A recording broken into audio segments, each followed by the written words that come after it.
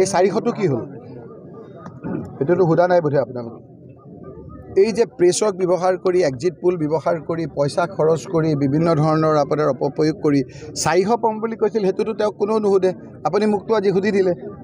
তেওঁকটো হুদিলে ক'ব কোন চেনেলৰ মই চেনেলৰ মালিকক কমপ্লেইন দিম তোমাক বন্ধ আঁতৰাই দিবৰ কাৰণে তোমাৰ 400টো কি হ'ল 400টো যে আহি 200 পালেহি হেতু কি হ'ল প্ৰথমে সেই কথাখিনি উত্তৰ দিয়ক তেওঁ জালত এতিয়া কেলে পৰিম তেওঁ কোৱা নাছিল জানো 400 পাম বুলি এটা 400 পালে নেকি তেওঁ এতিয়া কিমান পালে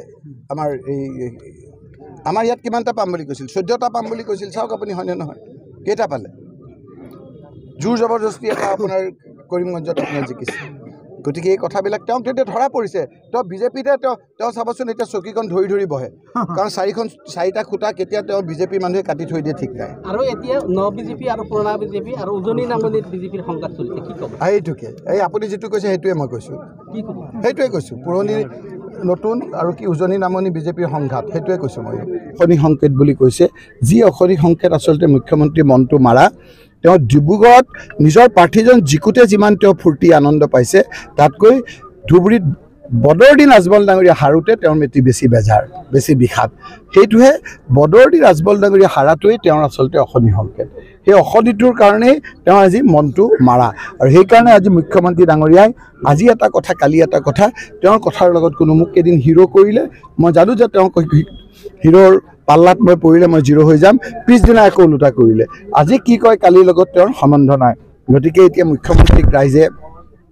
বিদায় দিয়াৰ প্ৰক্ৰিয়াটো আৰম্ভ হৈছে এতিয়া আপোনালোকে কৈছে যে তেওঁ 92টা সমষ্টিত তেওঁ বোলে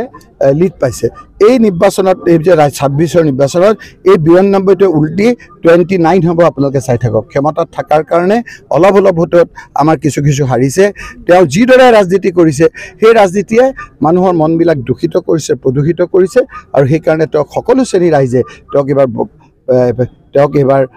ক্ষমতাৰ পৰা আঁতৰাব সেই কথাটো আজি স্পষ্ট হৈ গৈছে মই এটা কথা আপোনালোকক ক'ব বিচাৰিছোঁ যে অলপ আগতে মন্দিৰত এটা প্ৰেছে আমাক সুধিছিল যে এজন লোকে মোৰ কথা কৈছিল যে এইকেইটা কাম কৰিলে মোৰ পক্ষে আহিব মোক কোনো তেওঁৰ পক্ষৰ প্ৰয়োজন নাই মই স্পষ্টকৈ কৈছোঁ কোনো পক্ষৰ প্ৰয়োজন নাই কিন্তু তেওঁৰ তালিকা তেওঁৰ লগতে থাকক সেই কামবিলাকো মই কৰিব লাগিব এতিয়া মোৰ দায়িত্ব মই এতিয়া এই লোকসকলৰ নিৰ্বাচিত প্ৰতিনিধি তেওঁ কোৱা নোকোৱাৰ লগত কোনো আপোনাৰ সম্বন্ধ নাই কিন্তু তেওঁ স্পষ্টভাৱে কৈছোঁ যে তেওঁ এতিয়া মোক তেল মাৰিবলৈ নালাগে তেওঁৰ নিজৰ মতে চলক মুখ্যমন্ত্ৰীৰ কথা মতে উদ্ভৱ কৰক তেওঁ কোৱা নকওক এই কামবিলাক মই কৰিমেই আৰু তেওঁৰ মোক কোনো ধৰণৰ ইনডাইৰেক্ট ডাইৰেক্ট সমৰ্থনৰ প্ৰয়োজন নাই